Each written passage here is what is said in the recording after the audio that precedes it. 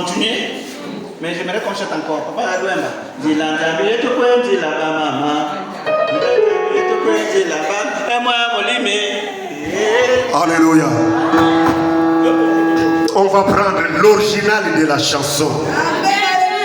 En langue vive congolaise. Pas ensemble louons le Seigneur. Ce n'est pas ça les gens qui sont interprétés. Parce que c'est ma composition de momento. Le chemin du ciel, il faut se préparer pour rentrer. Parce que chacun de nous les cherche de sa manière. Alléluia. Les autres c'est bien bloqué. Les autres cherchent le chemin du ciel avec les enfants. Les autres cherchent. Ils te prêtent la parole, mais ils ne font rien.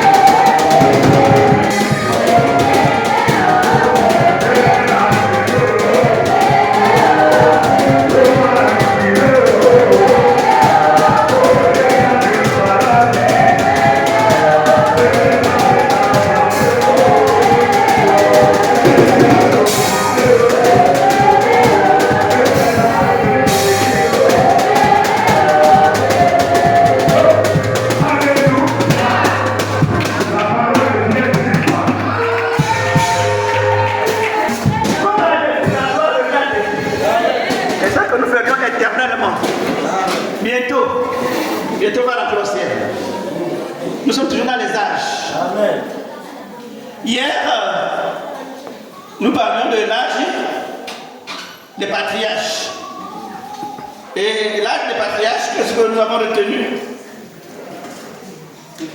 Vers la fin, on disait, ces Égyptiens que vous voyez là, vous ne les verrez plus. Amen. Amen. Les difficultés que tu as là, tu ne les verras plus. Parce que le peuple était troublé. Ils étaient paniqués. Ils se disent, mais Moïse, il n'y avait pas de cimetière là-bas en Égypte pour qu'on puisse venir dans le désert. Ici, taisez-vous. Calmez-vous. L'Éternel combattra pour vous. Amen. C'était la réponse de Moïse. L'Éternel s'est dit, je suis. Le je suis combattra pour toi. Amen. Amen. Il combattra pour toi. Nous sommes dans des situations compliquées, des situations difficiles, mais n'est pas par la foi. Amen. Amen. La mer rouge, un obstacle, qui a eu un obstacle comme l'obstacle avec ces Hébreux là. Il y a une mer, mais on fait comment? C'est complètement difficile. Et ils avaient raison de paniquer. Mais Dieu les a rassurés. Amen. Parce que peut-être que tu traverses des situations étranges, des situations difficiles. Mais l'Éternel dit, il combattra pour toi. Amen. Il combattra pour toi. Lui-même va fendre la mer rouge. Les épreuves que tu traverses. Ne perds pas. Prends seulement plaisir de vivre selon Dieu. Amen. Si je donne mon témoignage, vous n'allez pas me croire. Mais je ne veux pas parler de ça. Je préfère passer. La sortie de l'Égypte, c'était une fin du monde. C'était la fin de l'âge. Et le jugement, on a dit hier que c'était pas radical. Si c'était radical, personne ne serait sauvé. Les Égyptiens mourraient tous. Mais c'est un jugement fait de compassion. Et il y a toujours un reste qui pour renouer avec l'âge suivant. Maintenant, l'âge suivant, c'était quel âge? L'âge de la loi. Et là, chaque âge commence par un acte divin. Vous voyez que quand Israël sort de l'Égypte, le chapitre qui suit, c'est quoi? C'est la louange. On commence à louer Dieu. On est libre. Amen. Les Égyptiens sont morts. Il les a noyés dans la mer rouge. Ça commence par un acte divin. Maintenant, après la sortie, c'est maintenant l'âge de la loi. Et l'âge de la loi va être suivi par l'âge qui est l'âge de l'Église et des nations. Mais avant de parler de l'âge des églises, de l'Église et des nations, on va d'abord nous accueillir l'âge de la loi. Donc l'âge de la loi, le peuple sort de l'Égypte. Et quand il sort de l'Égypte, il fallait maintenant organiser la foule. Amen. C'est toute une foule de 2 millions, combien de millions étaient sortis de l'Égypte. Il fallait maintenant organiser la foule. Il fallait donner les lois. C'est le seul peuple qui connaissait le culte du vrai Dieu et le vrai Dieu. Le seul peuple au monde. Ils n'avaient pas un empire. Mais leur idée a ruiné l'idée de tous les dieux du monde. Aujourd'hui, tout le monde maintenant croit qu'il y a un Dieu personnel qui est dans le ciel. Le seul peuple qui connaissait qu'il y avait un Dieu dans le ciel, qui louait Dieu et le culte du vrai Dieu, c'était l'Égypte. C'était les Hébreux. À cause de qui? De leur ancêtre Abraham. À cause des patriarches. Et Dieu avait dit à Abraham que tes descendants, nous avons lu dans Genèse 15, qui seront esclaves dans un pays. Mais je les ferai sortir. C'était un âge, et cet âge s'est terminé par la sortie. Mais ce n'était pas facile. Amen. Voilà. Donc, quand ils arrivent dans le désert, Dieu va leur donner les lois. Ce qu'on appelle l'âge de la loi. Les lois de Moïse. On va lire, pour aller un peu plus vite, Exode 16, verset 28. Exode 16, 28. Dieu va commencer à donner la loi au peuple.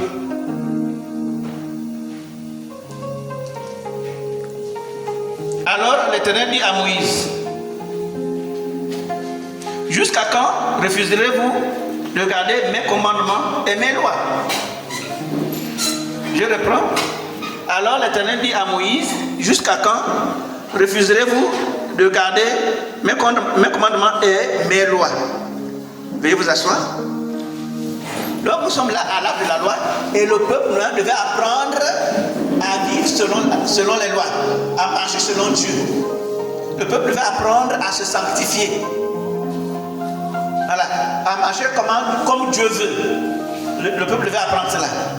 Et là, nous trouvons cela dans Exode 19, 5 à 10. Dieu va les dire, vous devez être un peuple saint. Tu dois aimer la sainteté. Alors pourquoi nous sommes là? Aime la sainteté. Quand tu vis dans la sainteté, tu es une bénédiction pour ta famille, pour toi-même, pour ta nation, pour ton église. Un peuple saint. Donc, je connais une histoire. Un frère m'a fait un témoignage. Une dame, ils étaient assis comme ça. Je ne me marierai jamais avec un noir. Je veux me marier avec un blanc. Et le frère lui répond, tu vois, les blancs ne sont pas des saints. Les mêmes péchés que font les noirs, c'est les mêmes péchés que font les blancs. Amen. Ils ne sont pas des saints. Le saint, c'est celui qui a reçu Jésus. Sache que toi, tu es un saint. Amen. Tu n'es plus un pécheur. Et quand tu aimes la sainteté, tu vis dans la sainteté, tu es une bénédiction pour ta propre famille. Pour toi-même. Et voilà pourquoi Dieu avait appris au peuple les commandements pour vivre selon lui dans la sainteté. Lisons Exode 19, 5 à 10. Exode 19, 5 à 10. Dis que quelqu'un peut lire. À ma voix.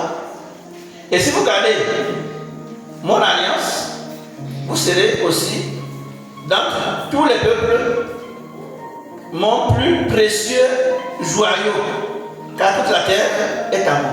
Il dit, si vous gardez mes commandements, si vous obéissez à mes commandements, vous serez le joyau de Dieu. Vous savez ce qu'est le joyau de Dieu? Un joyau artificiel. C'est comme déjà dit ce nom. Quelque chose de très beau pour Dieu. Un joyau de Dieu. Il dit, vous serez comme ça. Et vous me serez un royaume de sacrificateurs et une nation sainte. Voilà les paroles que tu diras aux enfants d'Israël. Vous serez d'abord le joyau de Dieu. Vous soyez un royaume de sacrificateurs. C'est pas ce que Jésus a fait de nous. Un royaume de sacrificateurs qui loue Dieu, qui connaît le vrai Dieu. Mais ce Dieu-là, il aime la sainteté. Et si tu es un enfant de Dieu, tu dois aimer la sainteté. Tu dois marcher dans la sainteté. Voilà les paroles que tu diras aux enfants d'Israël. Et Moïse vint et parla les anciens du peuple et mit devant eux toutes les paroles que l'Éternel lui avait demandées. Et tout le peuple ensemble répondit et dit, nous ferons tout ce que l'Éternel a dit. Et Moïse rapporta à l'Éternel les paroles du peuple. Et toi, tu es prêt à faire ce que Dieu te demande de faire. Et l'Éternel dit à Moïse, voici, je vais venir à toi dans l'épaisseur de la nuée, afin que le peuple entende quand je parlerai, et qu'il te croie aussi. Et qu'il croit aussi toujours. Et Moïse rapporta à l'Éternel les paroles du peuple. L'Éternel dit à Moïse, va vers le peuple, sanctifie-les aujourd'hui et demain, et qu'ils lavent les vêtements. Donc Dieu va les apprendre à vivre dans la sainteté, à garder ses commandements et à aimer la sanctification. La sanctification, c'est très important dans la vie d'un chrétien, dans la vie d'une personne. On dit que la propriété est la base de toute condition hygiénique. C'est pas ça, non? La sanctification est la base de toute condition spirituelle. Donc, pendant la loi, là, ils doivent apprendre à marcher comme Dieu dans la sanctification, dans la sainteté. Et si tu aimes Dieu, tu dois aimer ça. Si tu veux t'enlever, tu dois aimer ça. Tu dois aimer la sanctification. Tu dois refuser le monde. Pour quelle raison? Je veux peut-être anticiper. Pourquoi tu dois aimer ça? C'est fini. C'est la fin des temps. Tout est fini là. Nous sommes à la fin des temps. Les gens, tu savais, les gens aiment dire la fin des temps parce qu'ils ont peur de dire la fin du monde. Nous sommes déjà à la fin du monde, que vous le croyez ou que vous ne le croyez pas. Nous sommes arrivés à la fin. Les gens aiment dire fin des temps. Mais ils n'aiment pas dire fin du monde. Quand ils disent des mensonges. Parce que fin du monde, ça fait peur aux gens. Voilà. Les enfants,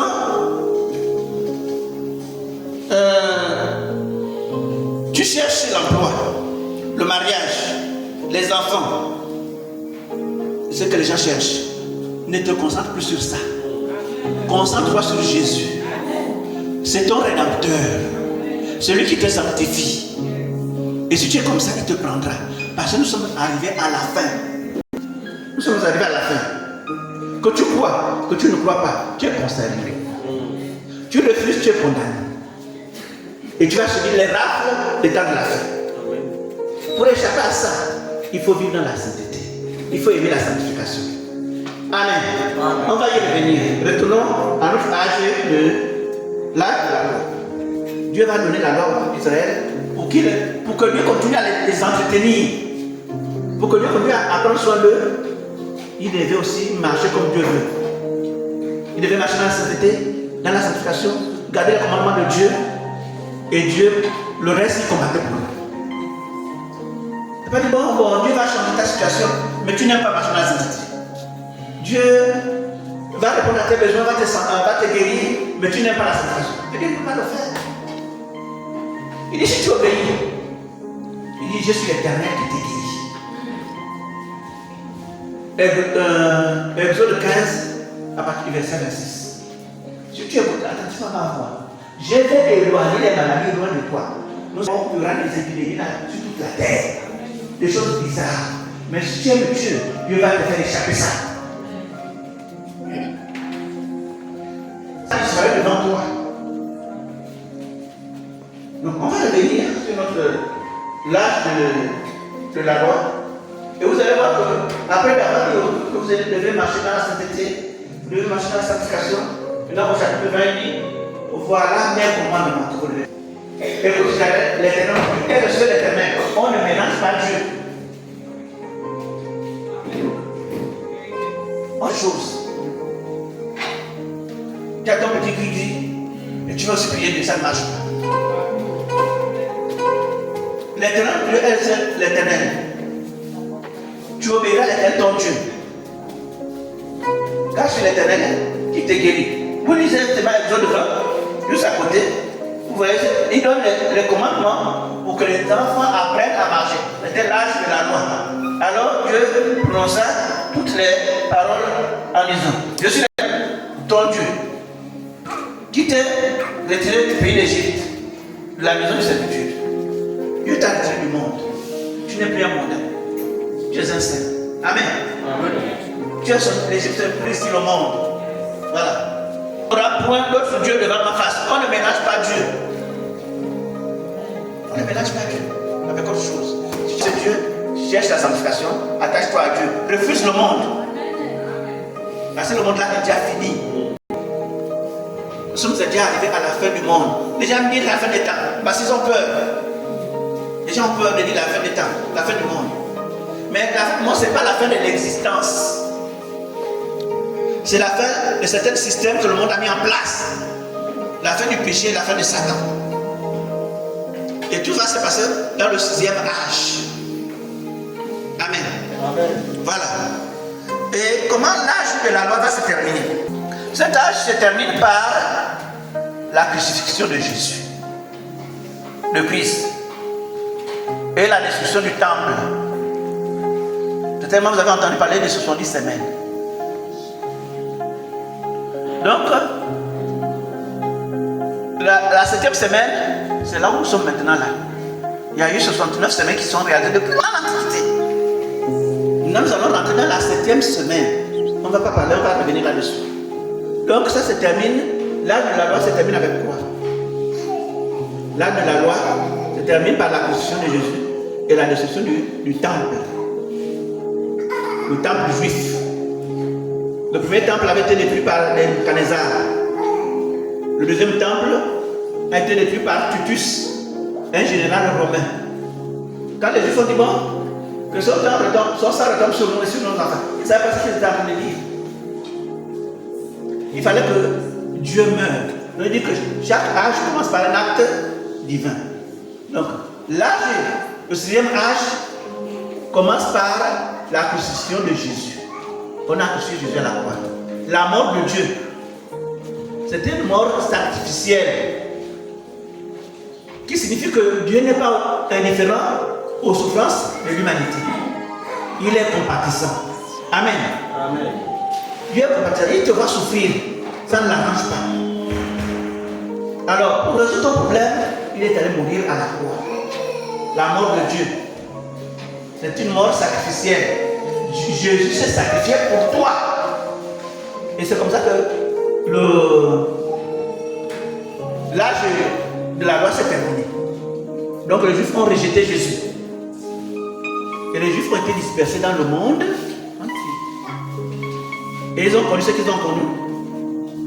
Ce qu'ils appellent, comment ils appellent ça? L'antisémite.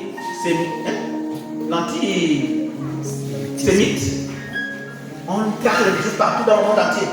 Ça a commencé à l'an 70 par l'empereur, le général Titus, qui a détruit le temple.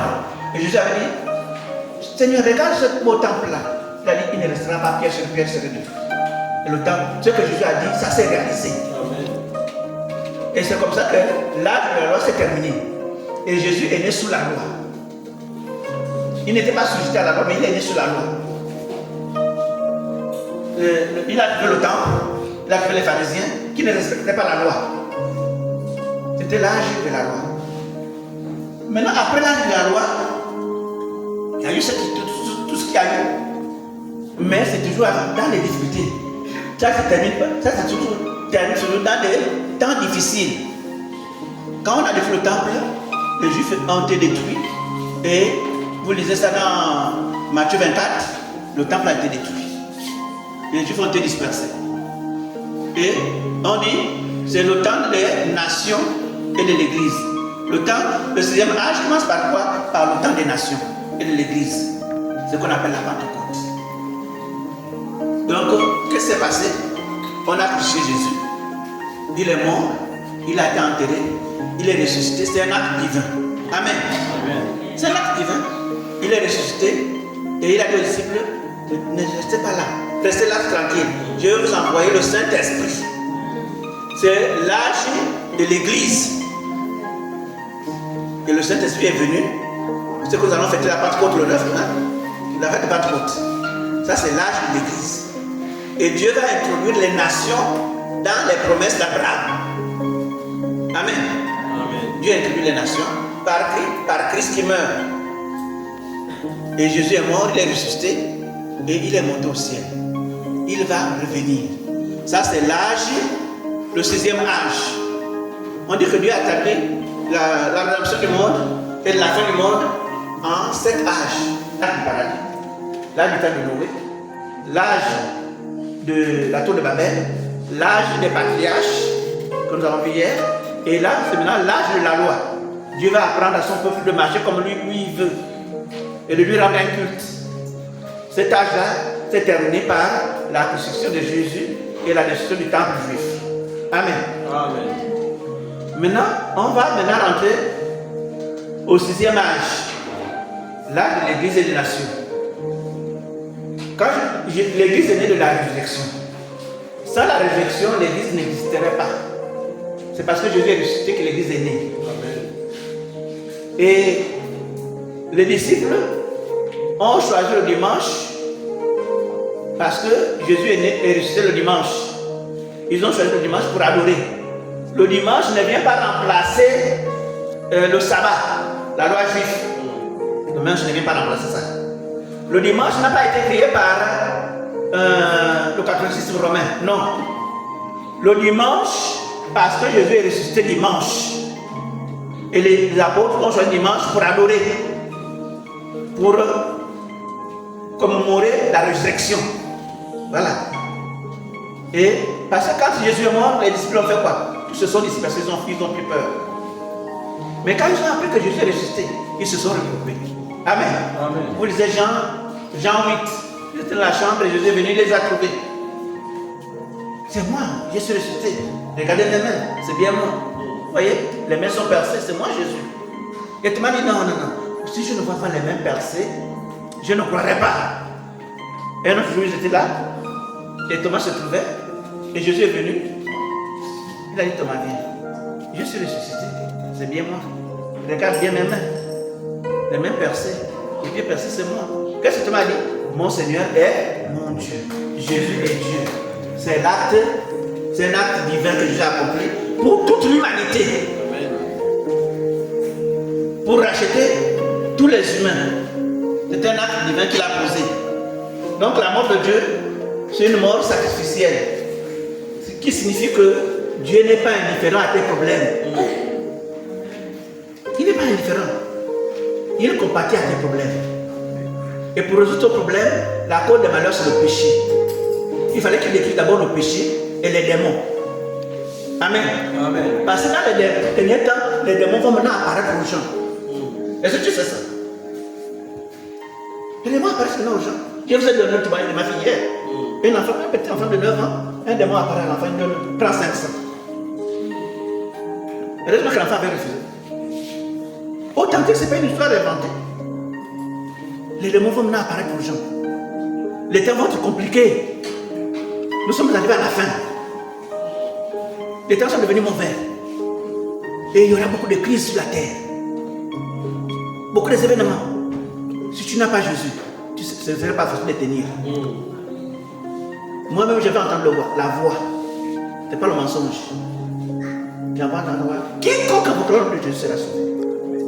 N'importe qui dans le monde entier qui priera Jésus sera sauvé. Si toi, c'est des histoires, tu ne crois pas à ça. Mais tu es concerné. Et si tu ne crois pas, tu seras condamné dans la confusion. Parce que les esprits apparaissent maintenant aux gens. Il peut apparaître dans ta chambre comme ça. Mais tu ne connais pas Jésus, tu fais comment?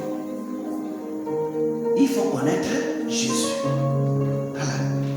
Et accepter Jésus. Parce que nous sommes au 6e âge, l'âge où tout va s'accomplir, les prophéties, tout ce que les gens disent là, ça va s'accomplir. C'est dans le 6e âge. Et maintenant cet âge-là va se terminer comment? Le 6e va se terminer dans les temps fâcheux. Les temps difficiles. Ça va commencer. C'est ça la fin. Le 6e âge va se commencer par les temps difficiles. Les gens vont perdre les emplois. La monnaie va se couler. Les gens ne vivront que par la foi. Donc c'est bien de se préparer maintenant. Amen. Voilà, c'est ça. Nous sommes dans le 6e âge. Et comment va se terminer le 6e âge? Le 6e âge se terminera par tous les signes de la fin. Les signes de la fin. Et les signes de cet âge de la fin conduisent à Jésus. Tous les signes qu'on voit là sur la terre là, la finalité c'est Jésus. Parce que la nuit est au centre de la création. C'est Jésus le créateur. Tout tourne autour de Jésus. Tout ce qui se passe sur la terre annonce Jésus que nous chantons là. Ça annonce Jésus. Parce que Jésus est au centre de tout. Lisez Apocalypse 7, le verset 17. Jésus est au centre de tout. Donc tout s'oriente vers Jésus. Vaut mieux être en bon rapport avec Jésus. Apocalypse 7, 17. Tout sera orienté vers l'agneau. Si quelqu'un a trouvé, parce que si je vais lire et fouiller encore la Bible pour lire, Apocalypse 7, verset 17. Excusez-moi, j'ai plus les yeux là.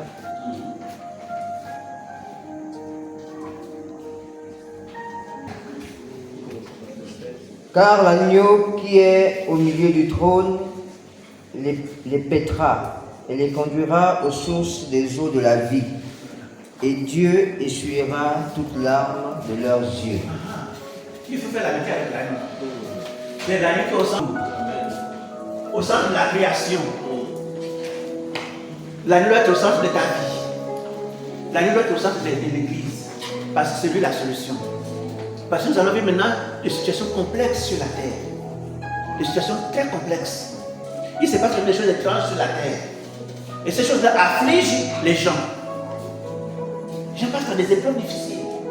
Mais la solution, c'est l'agneau. Amen. Amen. C'est l'agneau qui est assis au centre du trône. Et celui qui est sur les larmes. Parce que tu es en train de pleurer dans ta maison. Qui peut te sur les larmes? Ce n'est pas ton mari.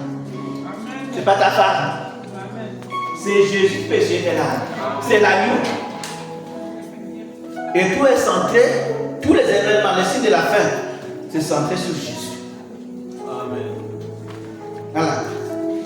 Donc, ce que nous devons savoir, non, c'est pas ça. Ça, c'est le problème. Dieu revient ici. Voilà.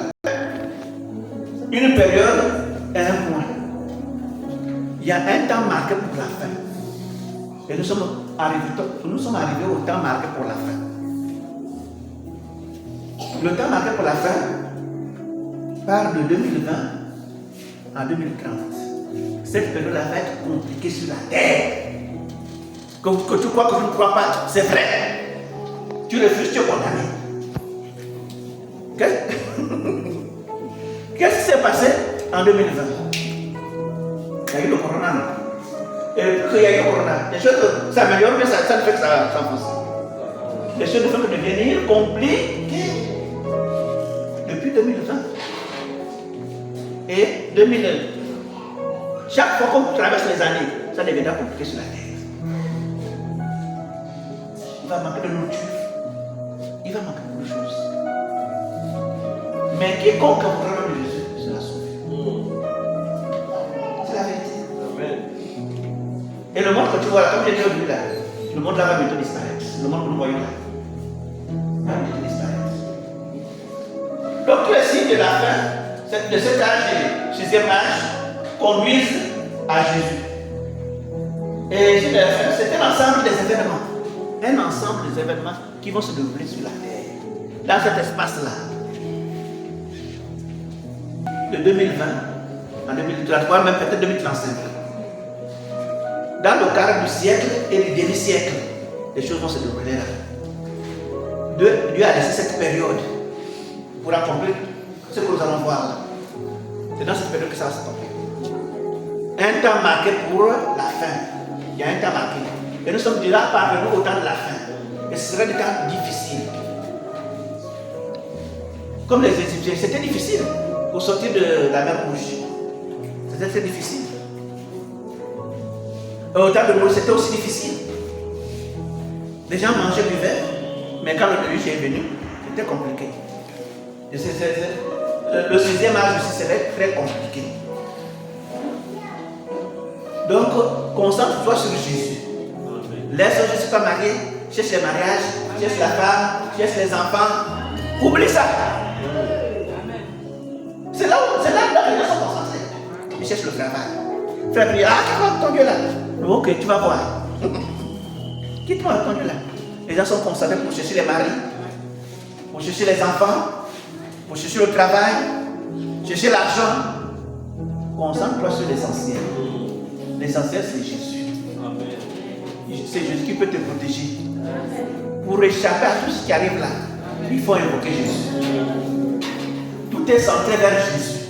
Tout ce qui arrive sur la terre là. Et sois l'ami de Jésus. Et si c'est ton ami, il ne va pas t'oublier. Il ne va pas te rejeter. Amen.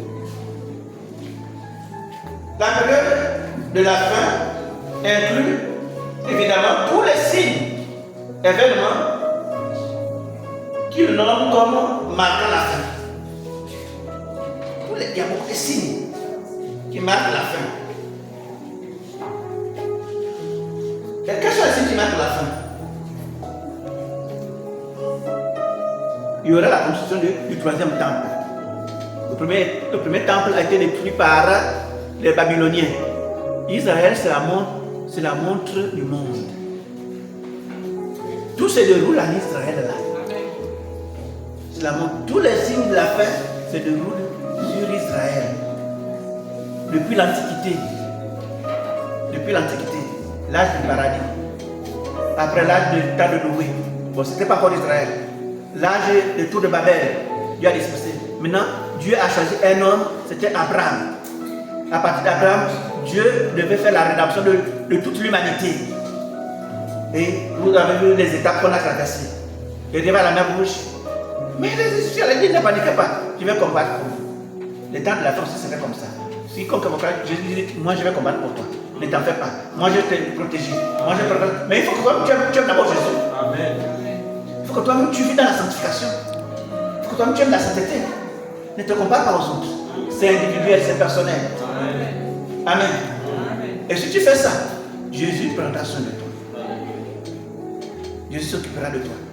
Il y avait une sœur, quand Ebola est né, Ebola, ça l'a torturé tellement. Ah, Ebola. Jésus a dit, elle a entendu la voix qui dit, si tu m'obéis, si tu m'écoutes, tu fais ce que moi je veux, Ebola n'arrivera pas chez toi. Est-ce que je suis prêt à obéir à Jésus? Je suis prêt à vivre comme Jésus me le demande. Même les maladies vont disparaître toi-même de ton corps. Si tu vis pour Jésus, tu obéis à Jésus, tu suis Jésus. Quiconque croit en Jésus sera sauvé. Amen. Non pas seulement à l'enlèvement, mais sauvé de tous les événements qui arrivent sur la terre. La nature là, ça va devenir sauvage. La montagne là peut quitter là-bas et venir à tout le village. Il y a eu ça en France. Dans une région française. Les glaçons, tout comme leur glace là, fait tomber sur tout le village. Englouti. Parce que là, je n'ai pas parlé des événements qui se passent sur la terre. Les éboulements partout le monde entier. En un jour, une pluie remplit tout un village comme ça. Il y a eu ça en Canada. Ce sera le monde entier. Mais si tu invoques le nom de Jésus, Jésus ne te laissera pas tomber. Parce que tout tourne vers Jésus. Amen. Donc la période de la fin inclut tous les événements, tous les signes et événements qui nomment comme marquant la fin. L'homme de l'iniquité, l'antéchrist, va apparaître. Celui qui est contre Jésus va apparaître. Et certains disent qu'il est déjà même là. Même certains prétendent que la bête est déjà là. L'antéchrist. Il ne viendra pas au nom de la guerre. Non. Il viendra au nom de la paix. Quand vous lisez Apocalypse 6, le cheval blanc là, qui vient là, ce n'est pas Jésus. C'est l'antéchrist qui apparaît au nom de la paix. Qu'est-ce qu'il va faire? Les guerres qu'il y a maintenant là, il va arrêter la guerre entre la Russie et l'Irak et l'Ukraine. Aucun pays ne. Qu'est-ce que l'autre a Trump a dit? Je vais arrêter la guerre. Il a arrêté. C'est pas lui qui va arrêter ça. Les gars qui se déclenchent maintenant. Oh, Gabon, Haché, elle a pris la. Comment là? On va faire la guerre. Ne souhaitez pas ça. Parce que les gars qui commencent maintenant là, ça ne s'arrêtera pas. Si vous déclenchez la guerre dans votre pays, ça ne va pas s'arrêter. Parce que c'est les guerres du temps de la fin.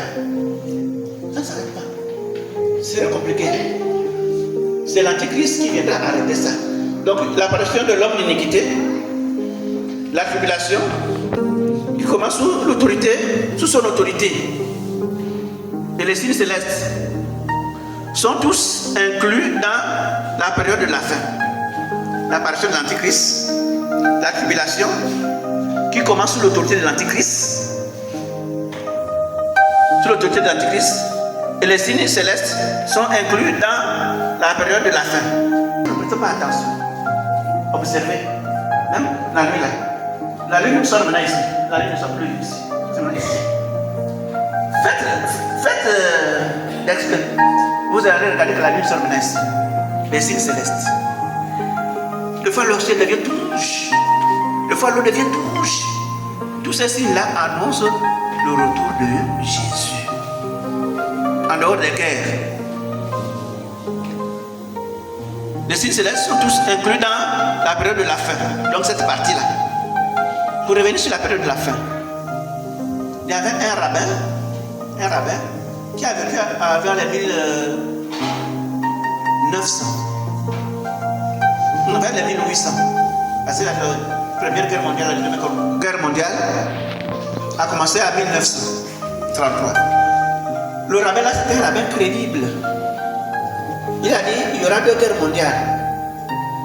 Mais à la fin de la deuxième guerre mondiale, il va se passer 75 ans.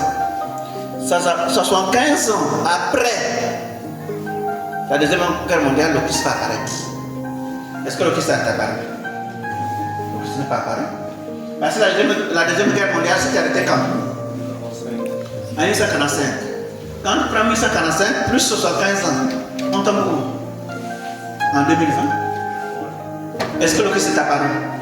Est-ce que la prophétie était fausse? Non. C'est pour indiquer seulement que voilà la période où les événements vont commencer. C'est seulement la période. Parce que les personnes ne connaissent ni l'année, ni le jour, ni la date. Mais ils peuvent connaître la période. Il y a un temps marqué pour la fin, une période de la fin. Et ce serait une période très difficile.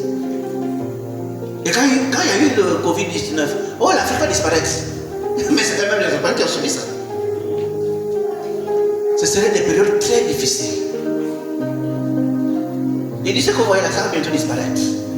Voilà pourquoi j'ai pris, au lieu d'aller directement dans les yeux que vous voyez là, je dis non, il faut remonter jusqu'à l'âge du paradis et voir tous les âges qui marquent la fin. Et nous sommes au 6e âge qui marque la fin. Donc la seconde venue du Christ, le point de la fin.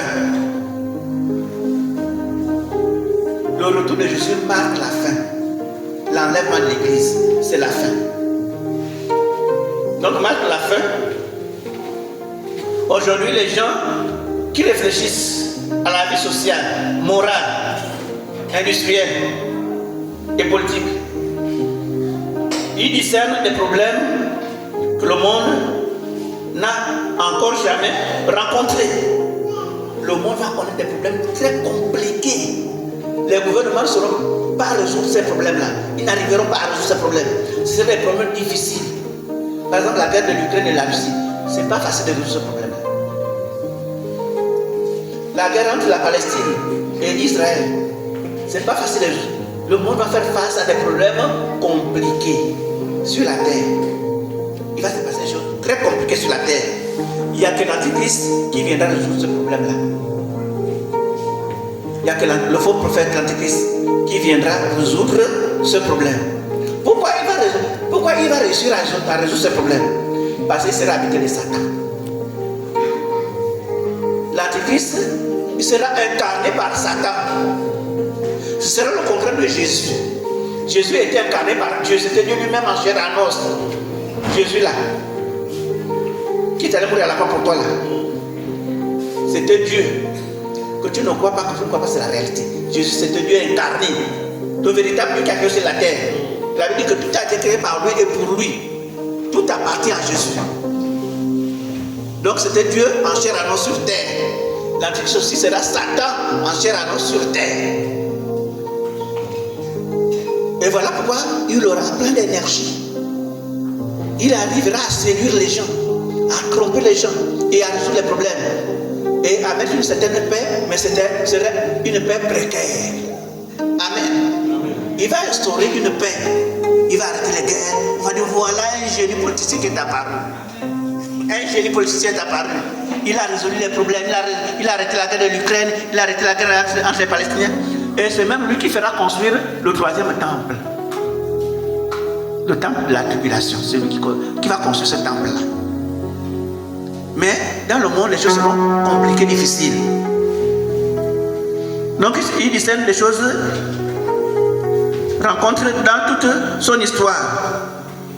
Des choses qu'il n'a jamais rencontrées depuis que le monde existe. Les derniers temps là, les gouvernements feront face à des situations compliquées, difficiles à résoudre. Difficiles à résoudre. Et les gens vont se dire, mais qu'est-ce qui se passe? Voilà. Les gouvernements n'arriveront pas à résoudre. Les gouvernements n'arriveront pas à résoudre. Et penseront que la solution, ils vont trouver d'autres solutions. Ils vont penser que la solution, c'est l'intelligence artificielle. Parce que l'intelligence artificielle résout tous les problèmes. Même la Bible, là, tu mets tout, il te donne tout ce que je dis là. Tu mets dans l'intelligence artificielle, il peut te corriger tout ça et te dire oui, c'est vrai. C'est pas ça. Donc ils vont chercher à avoir l'intelligence artificielle. Ils vont avoir la puce. Ils vont maintenant avoir le numérique. Il n'y aura plus l'argent en liquide. Il y aura une confusion économique. Et la vie des gens, beaucoup de gens seront affectés. Il y aura des soulèvements dans des sociétés. Beaucoup de gens vont perdre l'emploi. Et les gouvernants seront accablés. Ils disent, mais on fait comment? Et ils vont donner le pouvoir à l'antéchrist. Il faut que le pays soit dans des difficultés, dans des problèmes. Pourquoi l'antéchrist? Parce que à partir de 13, le verset 7 dit que l'antéchrist aura autorité sur toute nation, tout peuple, toute tribu, toute langue. Il va contrôler le monde entier. Lisez à partir de 13, le verset 7. Tu peux lire ça. Voilà. Verset 7. Et il lui fut donné de faire la guerre aux saints et de les vaincre. Et il lui fut donné autorité sur toute tribu, peuple, toute langue et toute nation. Amen. Amen. Va contrôler le monde entier. Mais pour qu'il puisse contrôler le monde entier, il faut que les gens soient dans les difficultés. Il faut que les gens soient dans les difficultés financières. Moi, si je suis autonome, j'ai même un argent, tu vas me contrôler comment? Tu vas me contrôler? Voilà. Il faut qu'un pays comme la Russie, il ne va le contrôler. Ils ont tout. Mais il faut que la Russie tombe dans des difficultés très graves. Vous voyez, la guerre avec l'Ukraine, tout le monde est même étonné. L'Ukraine a bombardé la Russie à l'intérieur du pays. Ah, le petit Ukraine là. Pourquoi? On arrive que la Russie soit dans les difficultés comme le monde entier pour que la Russie gouverne le monde entier. Amen. Amen bien. Amen. Mais ça. Donc nous devons faire face à des difficultés très graves. Et là, ils auront besoin d'un homme qui a plus d'autorité, qui a plus de pouvoir, plein d'énergie. Quel est cet homme-là? En dehors de Jésus. C'est un homme, l'antéchrist, qui aura tout ça et qui va résoudre les problèmes de l'humanité en apparence. Ils vont dire un génie est sorti. Voilà, c'est l'antéchrist. Et cet homme-là, on dit qu'il soit militaire ou un civil, qu'il vienne de n'importe quel pays du monde. L'antéchrist va sortir dans n'importe quel pays du monde. Et il va débarrasser le monde de la papanasse. Il faut faire ceci. Il faut d'abord. Non. Il faut dans le numérique. Et les gens vont dire c'est l'avancée technologique. Et ça va se faire. Et je même les Amen. Amen. Si on n'est pas averti, tu vas te laisser prendre. Et il va même mettre la puce. Tout. Aujourd'hui, qu'est-ce qu'on fait la carte d'identité? On te donne le code, non? Et toutes tes données vont te vivre dans le monde entier. Bien dans la SEMA. Mais ce n'est pas l'antéchrist qui crée ça. Mais lui, il va récupérer ça. Amen. Amen. Il va récupérer tout ça pour contrôler le monde entier. C'est ça qui marque la fin, le 6e âge. Amen. Amen. C'est le temps de l'église et des nations. Et l'évangile sera prêché dans le monde entier. Ça a commencé par Jésus. Qu'est-ce que j'ai dit? L'évangile sera prêché dans le monde entier pour servir les témoignages. Après viendra quoi? La fin. Aujourd'hui, l'évangile est prêché dans le monde entier, même dans les villages, même dans les coins reculés. Quelqu'un qui met son appareil, il anime, le message est là.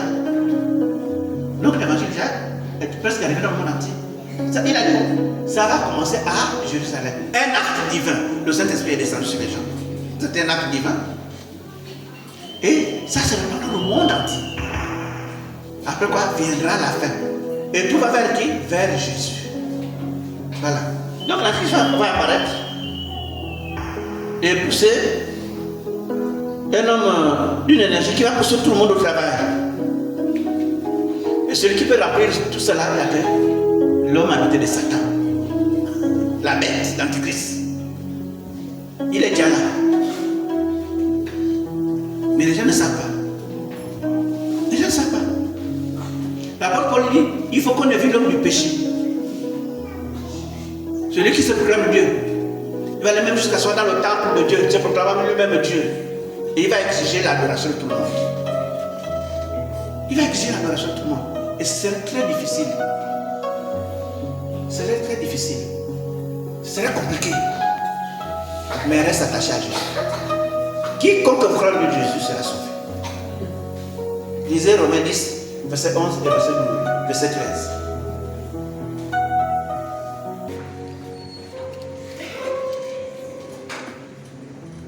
Romains 10, verset 11 à 13.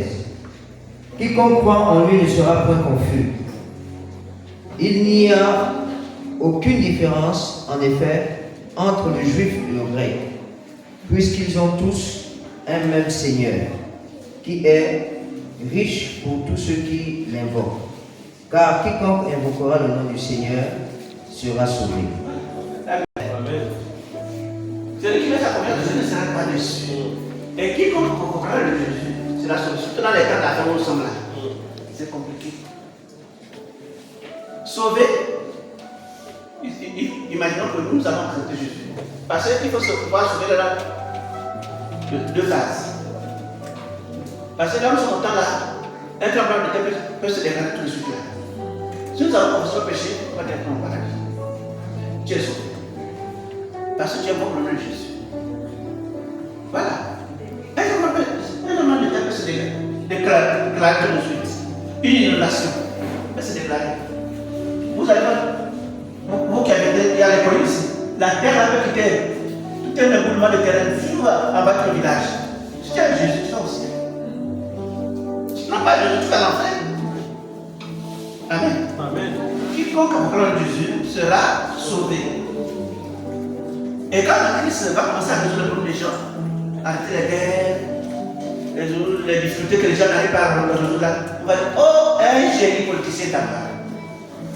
Le monde est voulu, la paix est déjà là. Or que c'est une ruse. Amen. Amen. C'est une ruse. Il serait tellement rusé. Il ne viendra pas avec l'épée au début là. Il viendra avec la ruse. Et une fois, Matthieu 24 dit, je pense que c'est 4. Faites attention que personne ne vous séduise. Faites attention que personne ne vous trompe. Vous lisez Matthieu 24, verset 4. Parce qu'il va séduire même les chrétiens. Surtout que les gens aiment ça là. L'argent là, ça attire beaucoup de gens. Et beaucoup risquent de rester. Donc faire face, c'est le profil de l'Antéchrist. Il sera plein d'énergie. Il sera un fait politicien. Il sera plein d'énergie et résoudre tous les problèmes auxquels le monde fait face. Le profil de l'Antéchrist, il sera plein d'énergie. Il va résoudre les problèmes. Il sera un fin politicien. Il sera capable de convaincre les gens. Et il va séduire tout le monde entier. Après ça, qu'est-ce qu'il va faire? Il va arrêter la guerre entre les Palestiniens, entre les Arabes et les Juifs et les Palestiniens. Celui qui viendra arrêter. Depuis que la guerre a commencé, depuis 1946, 48, quand Israël est devenu un État, jusqu'à aujourd'hui là, personne n'a pu le. Les Américains ont essayé, rien. Personne ne pourra résoudre ça. C'est l'Antéchrist qui viendra arrêter cette guerre. Et celui qui va construire le troisième temple, qu'on appelle le temple de la tribulation. Et ils vont signer un traité de paix de 7 ans. Daniel 9, le verset 27. Tu peux lire ça. 9, 27. Il signera un traité de paix de 7 ans.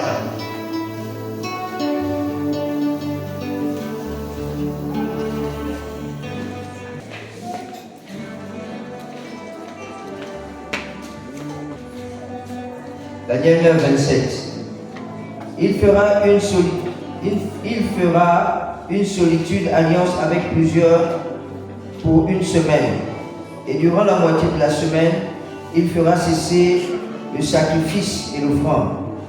Le dévastateur commettra des choses les plus abominables jusqu'à ce que la ruine et ce qui a été résolu fonde sur le dévastateur.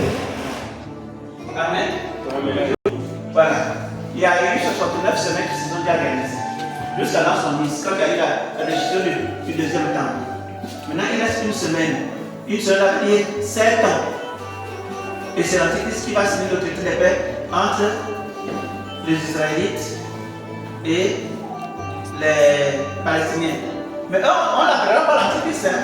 On dira un génie politicien, un grand politicien. Enfin, la paix est arrivée. Et la parole dit que quand les gens parleront paix et sécurité sur la terre, une ruine se donne dessus le parlement. Ça veut dire quoi? Jésus enlève l'église. Et aujourd'hui, ici, le traité de paix là, si toi chrétien, tu es prêt, tu as accepté Jésus, tu vis dans la sanctification, tu obéis à Jésus, tu es justifié par Jésus, il t'enlève. Ce qu'on appelle l'enlèvement.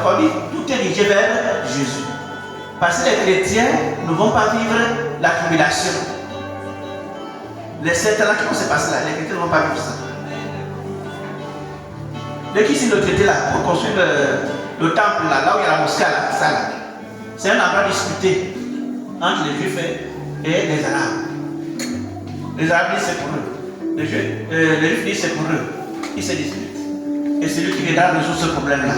Et il permettra que le temple soit reconstruit. Et le temple là, tout est déjà prêt. Tout est déjà prêt. C'est la construction du temple, tout est prêt. Le matériel est prêt. Même les prêtres qui vont faire le sacrifice dans le temple, le fils d'Aaron est déjà trouvé. Et quand tu es passé depuis l'Antiquité, loin là-bas, le sacrifice de la vache rouge. Quoi, c'est la vache rouge? La vache rousse. La vache là même déjà trouvée. C'est déjà trouvé. Ils ont trouvé ça au Texas. C'est une vache qui avait disparu sur la terre. Depuis l'Antiquité, on ne voyait plus cette vache-là. La vache là a été retrouvée au Texas, transportée jusqu'en Israël. La vache là, elle est gardée. Attend le sacrifice dans le temple. Quand vous lisez Nombre 19, à partir du verset 1 et 5, Dieu avait dit aux enfants d'Israël de chercher la vache rousse pour la purification des substantifs du temple. Vous lisez, si vous pouvez lire, vous pouvez le vérifier. Et la vache là est déjà trouvée. Et la vache là a une durée. La vache là est déjà comme ça. Lis seulement, Nombre 19, 1 à 5. 19, verset 1 à 5. Tout vase découvert, sur lequel il n'y aura point de couvercle attaché sera impur. Quiconque touchera dans les champs un homme tué par l'épée ou à 5. Okay. L'Éternel parla à Moïse et à Aaron et dit: voici ce qui est ordonné par la loi que l'Éternel a prescrit en disant: parle aux enfants d'Israël et qu'ils t'amènent une vache rousse, sans tache, sans défaut corporel, et qu'il n'ait point porté le joug. Vous le remettrez au sacrificateur Éléazar, qui la fera sortir du camp, et on l'égorgera devant lui. Le sacrificateur Éléazar prendra du sang de la vache avec le doigt, et il en fera 7 fois l'aspersion sur le devant de la tente d'assignation. Verset 5. On brûlera la vache sous ses yeux, on brûlera sa peau, sa chair et son sang, avec ses excréments. Voilà, on peut s'arrêter là. La vache rouge, c'est quoi? C'est le rituel de l'Ancien Testament. Le rituel de la purification de l'Ancien Testament. Les Juifs vont ramener ça pour faire venir le Messie. Mais le Messie dont il parle là, c'est pas Jésus. Le Messie, eux, il parle là, c'est l'Antichrist. Mais eux, ils ne diront pas que c'est l'Antichrist, ils disent le Messie est apparu. Et les Arabes aussi, ils ont un nom qu'on l'appelle. Même les musulmans savent ça. Il dit, le génie, ils ont un nom qui s'appelle là. Il dit, il apparaîtra et il ira s'asseoir dans le temple juif. Donc c'est une prophétie qui a même de s'accomplir. Regardez depuis l'Antiquité. Les Juifs étaient discutés dans le monde entier, ils n'ont jamais parlé de la vache rouge. C'est maintenant en 2025 qu'ils parlent de la vache rouge. Et la vache rouge est déjà même prouvée.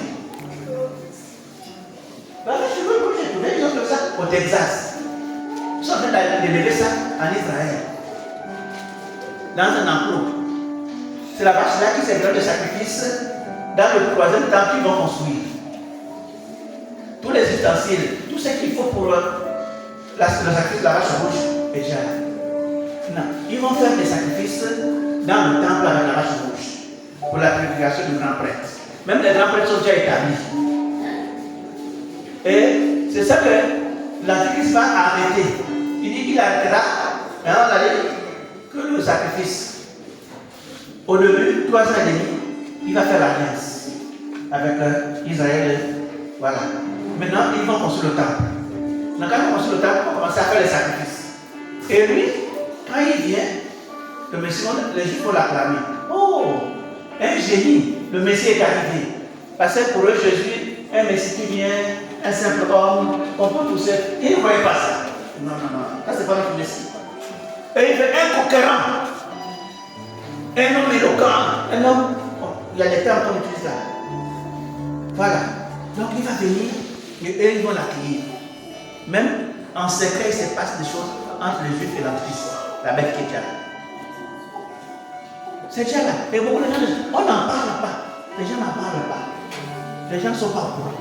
Mais c'est des choses qui existent déjà. Je crois que l'affaire est déjà arrivée. Ne te concentre pas au mariage, oh les enfants, oh, il veut faire mais non, concentre-toi sur Jésus. Parce que tout est déjà là. Et au milieu de 7 ans, il va faire arrêter les sacrifices. Il va dire, c'est non moi Dieu, adorez-moi. Tu refuses.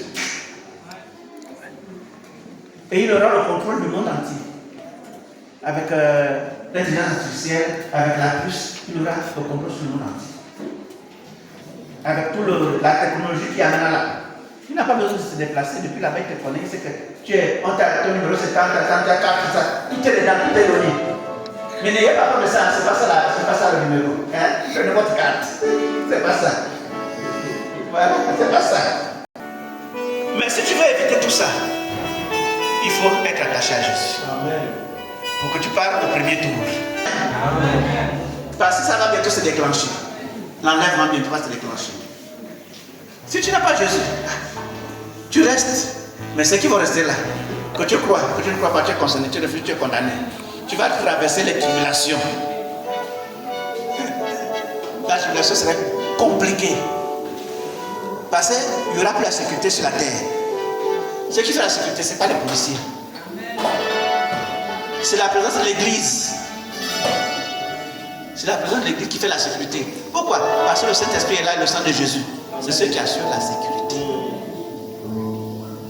Quand il va enlever tout ça là, il n'y aura plus de sécurité sur la terre. Quelqu'un vient avec le couteau sans réfléchir, il t'enfonce. Il n'y aura plus de sécurité. C'est ça la tribulation. Et les démons aussi vont se soulever. Les démons commencent à s'apparaître aux gens. Il y a un monsieur là, ils étaient au camp Baraka. Bah, le truc militaire là. Un démon est apparu comme ça, habillé en rouge. Il est regardé. Le militaire qui faisait maintenant, tourmenté, perturbé. Il était là. Ils étaient tous perturbés. Mais si parmi eux, quelqu'un connaissait Jésus, tu dis seulement au nom de Jésus, les disparaître. Ce n'est pas des mensonges que je vous dis. Avant, je sais que c'est important. Quand j'étais en Mboué, une fille qui priait, l'église où j'étais, elle habite dans un quartier près de la mer. J'ai oublié le nom du quartier. Elle est dans la cuisine comme ça. Elle voit seulement la présence d'un esprit. Physiquement, 14 heures. Il dit à l'esprit, moi je suis croyant, je crois au nom de Jésus. Il passe dès que je prononce le nom de Jésus, la façon que l'esprit l'a filé. Ça ne peut pas tenir devant Jésus. Il dit l'esprit a filé, il a disparu. Et ce que la Bible dit, c'est vrai. Nous vivons des temps compliqués. Des temps compliqués. Et autre chose, on va bientôt terminer. Autre chose, on va peut-être s'arrêter là. Les esprits apparaissent aux gens. voit pas les mains percées. Ce n'est pas Jésus. Parce que quand Jésus apparaît, lui il montre les mains. Vous voyez mes mains? C'est moi Jésus. Mes mains sont percées, vous voyez? Mes pieds percés, vous voyez? Vous voyez? Mes pieds sont percés. Une année là, il s'est passé quelque chose en Égypte. Comme eux, ils ne sont pas chrétiens, ils attaquent les chrétiens. Une histoire vraie, parce que ça circulait partout. Alors, le monsieur trouve sa femme avec la Bible. Ah, tu as la Bible, donc tu es chrétienne. Il a, si c'est le bâton, quoi qu'il attaque la femme est morte. Donc il fallait dissimuler le corps. Hein? Il fallait dissimuler le corps. Il est allé enterrer le corps. Et les enfants qui étaient vivants. Il a enterré la femme qui était morte et les enfants. On dit, mais où est la femme? Oh, excuse-moi. Où est la femme? Où est la voyagée? Avec les enfants. Maintenant, dans le même village, quelqu'un va mourir. Et Dieu ne dort pas. Ils vont aller creuser net là où il avait enterré la femme en question. Quand ils creusent, ils trouvent les enfants vivants. La femme est morte. C'était fait déjà une semaine. On demande aux enfants, mais comment vous vivez ici? Il dit, il y a un homme qui descend souvent. Il a les mains percées. Il est bien percé. Il réveille maman et puis il donne le sein à l'enfant. Tout le monde était étonné. Obligé de croire en Jésus. Jésus, c'est la réponse. Amen. Jésus, c'est la solution à ton problème. C'est comme ça qu'ils nous ont arrêté de bosser. Donc, sois sérieux avec Jésus. Ne prends pas ça à la légère. Les temps sont très mauvais. Tout devient compliqué sur la terre.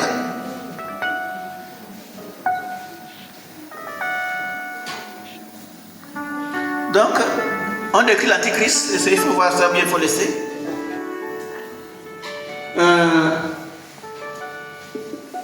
Le profil de l'Antichrist. Apocalypse 13, verset 5. Vous pouvez lire à la maison. Il sera arrogant, astucieux, vicieux, malin. Comme c'est le diable, on l'appelle le malin. Il sera comme ça. Blasphémateur.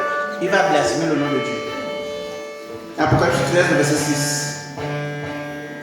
Apocalypse 13, tu peux lire. 26, verset 5, 6. 13, 6.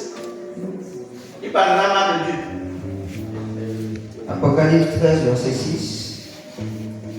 Et elle ouvrit sa bouche pour proférer des blasphèmes contre Dieu, pour blasphémer son nom et son tabernacle, et ceux qui habitent dans le ciel. Et il lui fut donné une bouche qui proférait des paroles arrogantes et des blasphèmes, et il lui fut donné le pouvoir d'agir pendant 42 mois. C'est-à-dire 3 ans et demi. Sur les 7 ans, il y a 3 ans et demi, 3 ans et demi. Les premiers 3 ans et demi, les gens ne sauront pas que c'est lui. Les gens ne sauront pas que c'est lui.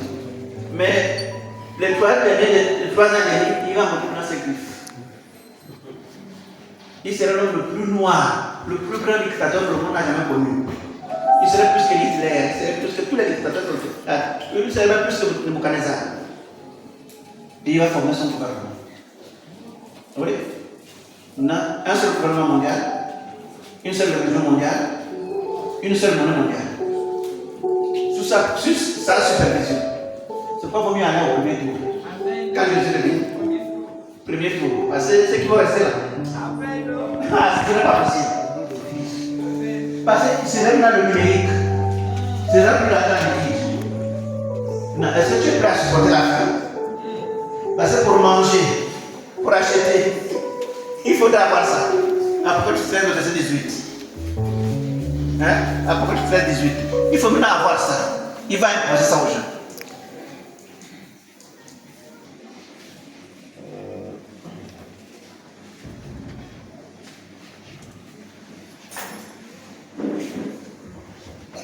C'est ici la sagesse, que celui qui a de l'intelligence calcule le nombre de la bête, car c'est un nombre d'hommes et son nombre est 666. Voilà. On ne peut pas calculer le nombre de la Bible. Le nombre, c'est un nombre dissimulé. C'est même dissimulé dans beaucoup de choses. C'est dissimulé.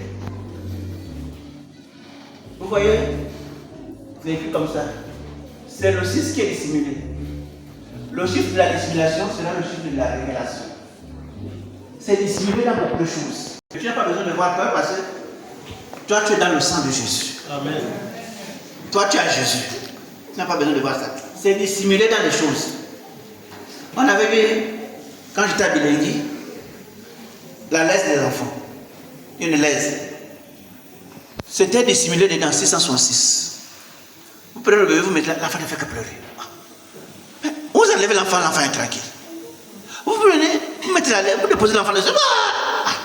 Ça c'est quoi? Maintenant, on a vu, ils ont pris la décision de déchirer la laisse là. Quand ils trouvent ça, le chiffre était dissimulé sous la laisse. C'est ce qui faisait pleurer l'enfant. C'est ce qui faisait pleurer l'enfant. C'est un chiffre dissimulé. Le chiffre de la dissimulation deviendra le chiffre de la révélation. Tu dis, oh, mais le chiffre là est là.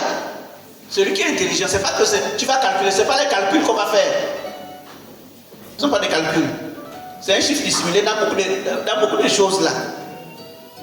Même dans les habits, c'est dissimulé. Mais tu n'as pas besoin d'avoir peur. Amen. Alors, toi, tu es dans le sang de Jésus. Maintenant, quand il va commencer à venir les 3 ans et demi, c'est à ce moment-là qu'il va imposer ça. Et il aura le contrôle du monde. Donc, on va terminer par ça, on va plus décrire. Il va exiger l'adoration des gens. Pour éviter ça, prépare-toi à marcher dans la sanctification. Donc, pour revenir ici, Jésus est notre Moïse, est notre Rédempteur. Hein? Amen. Jésus est allé à quoi? Le Seigneur Jésus-Christ est notre Moïse. C'est parce qu'il est notre Rédempteur. C'est-à-dire celui qui nous rachète du péché. Et a fait l'expiation par son sang. Ce verset, Ephésiens 1,7. Nous avons la rédemption par son sang, la rémission de péché selon la richesse de sa grâce. Philippiens 1,7. C'est-à-dire que pour que Dieu t'accepte, il faut qu'il voit le sang de Jésus sur toi. Amen. Amen. S'il n'y a pas le sang de Jésus sur toi, Dieu ne t'accepte pas, il ne te connaît pas. Quand vous lisez Ephésiens 2, verset 13, il dit, nous qui étions éloignés, il nous a rapprochés à cause du sang de Jésus. Là, pour Jésus est notre Moïse. Il te dit, ne sois pas troublé, n'aie pas peur. Hein? Quand vous lisez Jean 14, verset 1, croyez en Dieu et croyez en moi. Que votre cœur ne se trouble point. Il t'a déjà racheté, il a déjà effacé tes péchés. Voilà. Donc ce que tu attends maintenant là, c'est l'enlèvement. Amen. Fais tout pour que tu sois enlevé. Bats-toi. Concentre-toi. Concentre-toi sur Jésus. Voilà. Concentre-toi sur l'essentiel. C'est vital.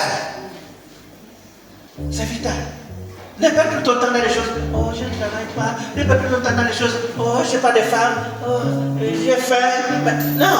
Concentre-toi sur Jésus. Et dans son mauvais. Amen. Voilà, donc Jésus est notre Rédempteur. Celui qui peut te sauver. Quand vous lisez Romains 5, le verset 9. Après que vous êtes délivrés de son sang, serez-nous délivrés par lui de la colère? Donc la tribulation, là, c'est aussi là. C'est la colère de Dieu sur ceux qui n'ont pas cru. La colère de Dieu sur ceux qui ne croient pas. La colère de Dieu va se manifester. Lisez Romains 5, 8, on va aller vite. On est en train de terminer. On ne va pas décrire l'Antichrist, on a déjà beaucoup décrit. Voilà. Romains 5, 9. À plus forte raison donc, maintenant que nous sommes justifiés par son sang, serons-nous sauvés par lui de la colère. Quelle colère du pas ici? La colère de la tribulation. La tribulation, les 7 ans de tribulation là, c'est la colère de Dieu qui va se manifester sur la terre. Et ce qui peut te délivrer de cette colère là, c'est le sang de Jésus. Amen. Amen. Amen. Dieu te voit au travers du sang de Jésus. Et à cause du sang de Jésus, tu es déclaré saint. Même si tu insultes les gens. Imbécile. Ça, c'est le péché. Ça ne va pas t'empêcher d'aller au ciel. Ce qui ne va pas rentrer au ciel, c'est l'iniquité. Ce n'est pas le péché. Parce que tes péchés sont déjà lavés par le sang de Jésus. Je ne te dis pas d'aller pécher. Parce que par la grâce, je me dis, ah, imbécile, quitte là. Non, parce que tu as dit imbécile que tu ne vas pas monter. Hein? Non. Parce que ça vient comme ça. Ça, c'est d'après ça le péché. Mais l'iniquité, ceux qui commettent l'iniquité là, celui-là, il ne va pas être enlevé. L'iniquité, tu fais le rapport à l'anus. Les homosexuels n'hériteront pas le ciel. Ceux qui mangent la chair humaine, ça c'est l'iniquité. C'est différent du péché. Amen. L'iniquité, c'est différent du péché. Ceux qui commettent l'iniquité ne monteront jamais au ciel. Mais les petits péchés, c'est rigolo. C'est le péché. Mais le Seigneur te lave. Comme vous le disiez, 1 Jean 1,7. Si nous marchons dans la lumière, comme nous sommes dans la lumière, le Seigneur nous sauve de tout péché. Tu es purifié. Tu es un saint. Amen. Amen. Il ne faut pas confondre le péché et l'iniquité. Si tu commets les iniquités, l'avortement c'est l'iniquité. Il faut demander de te livrer ça.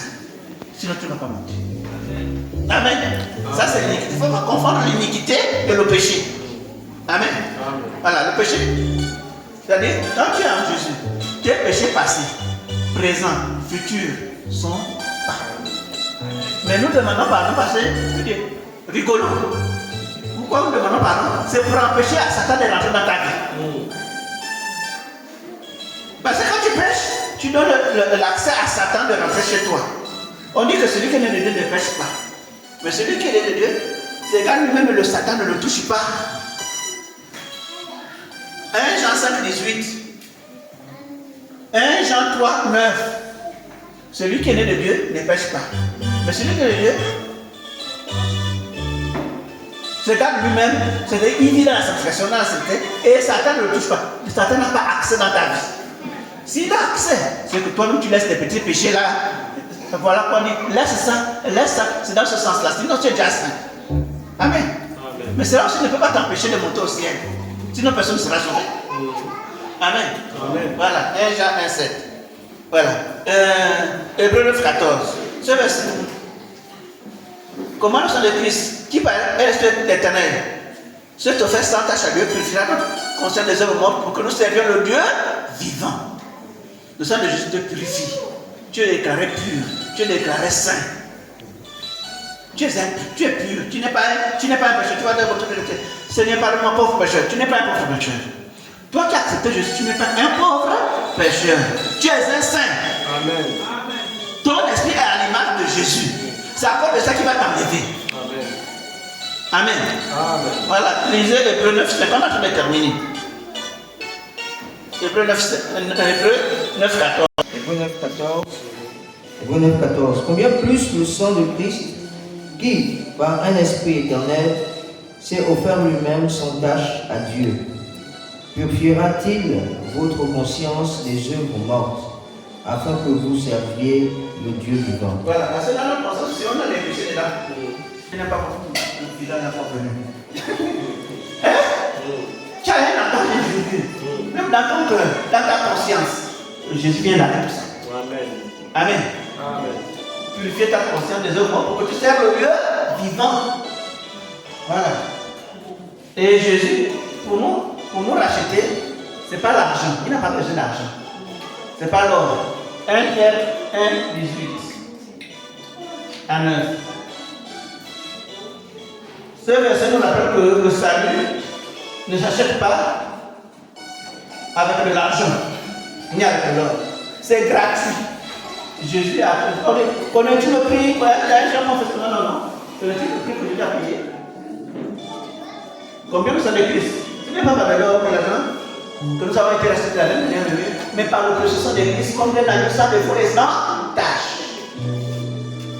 Il fallait qu'un homme juste sans péché meure pour nous rendre saints, pour nous justifier.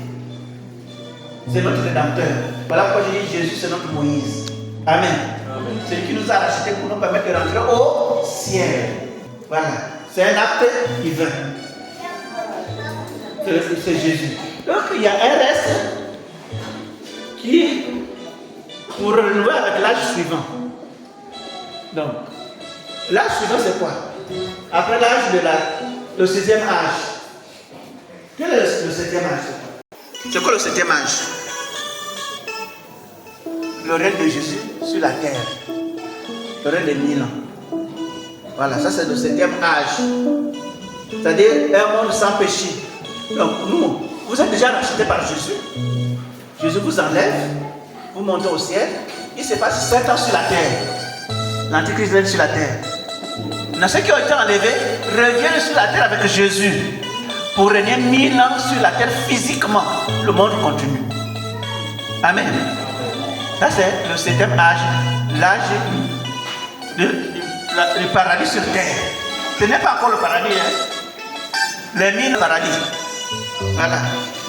Les 1000 ans, c'est le règne de Jésus sur terre physiquement. Donc la Bible dit que Jésus va, quand l'Antichrist sera dans le temple là-bas, en train de faire ses abominations. Alors Jésus va descendre sur le mont de Oliviers, en face de la mosquée Al-Aqsa là. Parce que c'est là où sera construit le troisième temple. Jésus va descendre, il va poser ses pieds sur le... Tout est écrit dans la Bible. Tout est écrit dans la Bible. Jésus va descendre avec tous les saints, tous les croyants.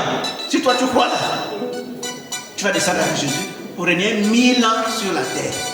Et Jésus va attraper la fausse prophète, l'Antichrist et la bête qui va les jeter en enfer. Et le monde continue pendant 1000 ans. Maintenant, à la fin des 1000 ans, Jésus délie Satan. Et quand Jésus va délier Satan, et on va rentrer maintenant dans l'Armageddon, la guerre des guerres. La dernière guerre, l'Armageddon. Donc Satan va retrouver les gens pour venir attaquer le camp des saints et le feu va descendre du ciel et les brûler. Ça c'est le 7e âge. Et quand il va les brûler là, on rentre maintenant dans le jugement du grand trône blanc. Chacun va maintenant rendre compte à Dieu pour lui-même. Ouais. Après le jugement du grand trône blanc, maintenant c'est le paradis pour l'éternité. Donc depuis la Genèse, l'âge du paradis, l'âge du temps de Noé, l'âge de la tour de Babel, l'âge des patriarches, l'âge de la loi, l'âge de l'église et des nations, c'est là où nous sommes, où toutes ces choses sont en train de se dérouler. Et maintenant, le 7e âge, le millénium, le règne de Jésus, 1000 ans sur la terre, il va faire le gouvernement comme l'Antichrist va faire son gouvernement là. Il va faire son gouvernement. Et même là-dedans, il dit au mont des Oliviers, il y a une tente qui va sortir de la terre sans être construction. Et là où Jésus va régner pendant 1000 ans à Jérusalem. Même là, les gens disent, oh, Jérusalem va se diviser. Jérusalem ne sera jamais divisé. Oh, il faut faire le roi Jérusalem Est aux Palestiniens. Jérusalem Ouest, là où on a fait Tel Aviv, c'est les Juifs, ça n'arrivera pas. Pourquoi? Parce que Jérusalem, c'est la ville du grand roi. Et il n'acceptera pas que sa ville soit divisée. Amen. Amen. Il n'acceptera pas. Voilà pourquoi Dieu a utilisé Trump une année là. Il a reconnu Jérusalem comme capitale, tout Jérusalem comme capitale d'Israël. C'est une prophétie qui s'est réalisée. Maintenant, les pays qui vont tenter de diviser Israël seront frappés. C'est tout est écrit dans la Bible. Mais comme on ne lit pas, on n'en parle pas, on pense que tout ce qui arrive dans le monde là, la Bible est plus actuelle que tout journal qu'on fait aujourd'hui. Tu vas t'informer, lis la Bible. Amen. Amen. Tout est écrit dans la Bible. Et tout ça va se réaliser à la lettre. Tout ce qui est dans la Bible va se réaliser. Mais pour être sauvé, il faut dans le sang de Jésus. Et la Bible dit que, Apocalypse 19, le verset 13, Jésus est revêtu d'un vêtement teint de sang. C'est qu'il est pur. Vous pouvez lire Apocalypse 13, 19, le verset 13. Il est revêtu d'un vêtement teint de sang. On va s'arrêter par là. Tu peux lire d'abord le passage. Apocalypse 19, verset 13. Et il était revêtu d'un vêtement teint de sang. Son nom est la parole de Dieu. Voilà. Il y a un vêtement teint de sang. Quand vous lisez, quand on lit Matthieu 26 et verset 28. Il dit quoi? Ceci est mon sang. Le sang de l'alliance nouvelle qui est versé pour vous pour la rémission des péchés. Faites ceci à mémoire de moi. Quand tu as Jésus, tu as une alliance avec Dieu. Si quelqu'un t'attaque, il est obligé d'intervenir. Si quelqu'un veut te faire du mal, Jésus est obligé d'intervenir parce que tu as une alliance avec lui. Et Dieu te voit au travers de son sang. Il voit, il regarde, il voit le sang sur toi. Il dit, ça c'est mon enfant, il vient. Le Saint-Esprit vient, le Père vient. Tous les bons anges sont de ton côté. Qui va te combattre? Dieu te voit au travers du sang de Jésus. Et tu es déclaré saint, sainte. Il te voit au travers de son sang. Éphésiens 2, verset 13. Nous qui étions éloignés, il nous a rapprochés à cause du sang de Jésus. Et Jésus même est le vêtement de sang. Parce que quand il marche, Satan a le monde avec le péché. Il a fallu que Jésus vienne comme un agneau pour purifier l'univers avec cette enceinte. Donc le sang de Jésus lave tout. Il a effacé les péchés. On va dire que l'agneau, le sang de la création. C'est Jésus, c'est le Créateur. Il a créé un nouveau monde à la croix. On va dire que la mort de Dieu, c'est une mort sacrificielle pour produire le sang, pour purifier la terre et le ciel que Satan a soumis. Et quand toi tu es dans le sang de Jésus, Satan ne peut pas arriver là où il y a le sang de Jésus. Là où il y a l'agneau, Satan ne peut pas arriver. J'ai vécu une expérience ce matin. Je commence à prier. Voilà, entre le mur là, les rats commencent à faire du bruit. L'agneau te détruit. L'agneau est tout puissant. Ils se sont tués. Quand tu invoques l'agneau, tu invoques le sang de Jésus. Aucun démon ne peut résister.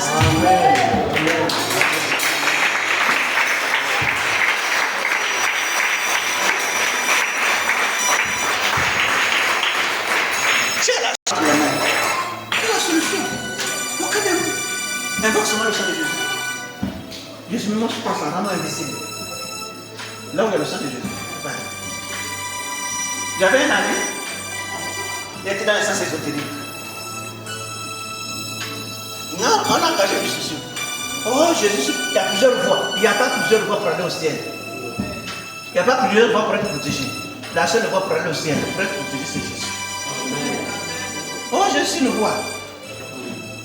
Il avait son type là, Santa Saï Baba. Santa Saï Baba, c'était quelque chose, une divinité que lui il a invoqué comme ça. Oh Santa Saï Baba, c'est une voie. Mahomet, c'est une voie.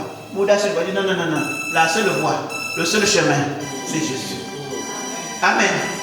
Le seul maître, c'est Jésus. Voilà. Donc, ne prends pas ça à la légère. Après, il me montre. Il avait la photo de son idole là. Il était revêtu d'un vêtement de sang. Il avait un vêtement rouge. Il me dit, c'est lui Jésus. Il dit, c'est faux. Il me dit, non, le sang de Jésus, c'est la sorcellerie. Je dis, le sang de Jésus, c'est pas la sorcellerie. Le sang de Jésus est donné pour la purification des péchés. Amen. Et pour mettre les humains en alliance avec Dieu. Ce n'est pas pour la sorcellerie. Ça n'a rien à voir avec la sorcellerie. Après, il me dit, oh, tu vois, c'est lui Jésus. Il a un vêtement de sang. Oh, mais c'est le sang que tu viens d'attaquer, non? Bon, lui, son sang vient d'où? Pour Jésus, pour lui, ça vient à la croix. Il est mort à la croix. Il a fait couler le sang. Amen. Amen. Il a compati à tes faiblesses, à tes difficultés. Jésus a dit, il a compassion de toi.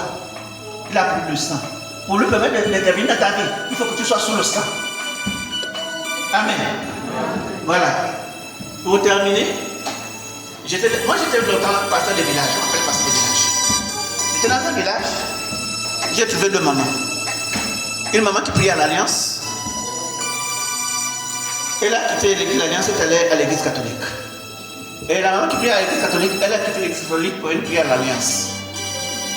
Maintenant, la maman qui est allée à l'église catholique a fait un songe. Et dans son songe, qu'est-ce qu'il va voir? Elle se voit tout en blanc. Dans les catholiques, quelque chose de blanche. Elle était tout en blanc. Vous voyez que quand vous allez chez les catholiques, il y a la nappe blanche, elle s'habille en blanc. Maintenant, elle voit la maman qui vient à l'Est chrétienne avec une croix qui coule le sang. Il y avait le sang. Elle dit, ah, vous aimez chercher les églises. D'ailleurs, comment tu as amené une croix qui coule le sang comme ça?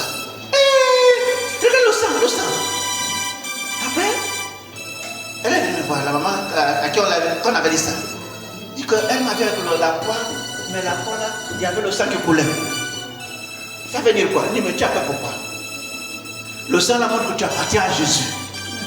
C'est le sang de Jésus. Tu n'as pas besoin d'avoir peur.